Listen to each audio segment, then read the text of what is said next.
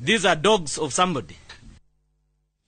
Na tugitigana riboti ni ati atongoria a mũng'ethanĩro ni morotete mwandiki mũkaru wa ũgitĩri bũrũri-inĩ Raymond Omolo makienda eherie wabici kũrũmĩrĩra gũtharĩkĩrwo gwa seneta wa Vihiga Godfrey Osotsi arĩ mũkawa-inĩ ũmwe Kisumu mũthenya wa ira. Atongoria aya arĩa macereire seneta ũcio thibitarĩ-inĩ maugĩte rũhonge rwa ũgitĩri nĩ rũĩ na kinyi nĩ maragerire ngero ĩyo. Seneta Osotsi agĩtarĩria marĩa marahanĩkire.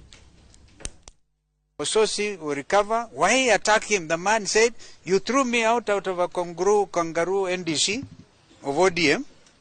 Nimekubali. Sitaki hata kuzungumza hiyo maneno. This is not the only political party in the country. Why then go on and attack him?"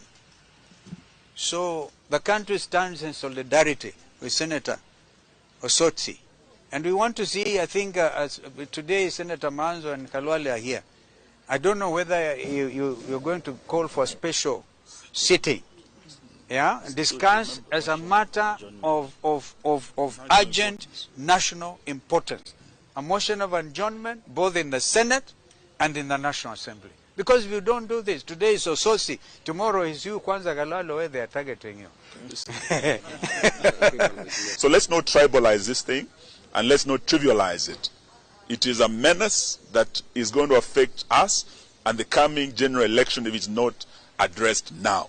Goonism is a threat to our security, is a threat to our democracy. We want to see them in court, and in fact, this is attempted murder on Osotsi.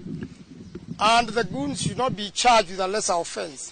And in the worst case scenario, for those young people being misused like this, you should know that in an event somebody dies, you'll be charged with murder or manslaughter.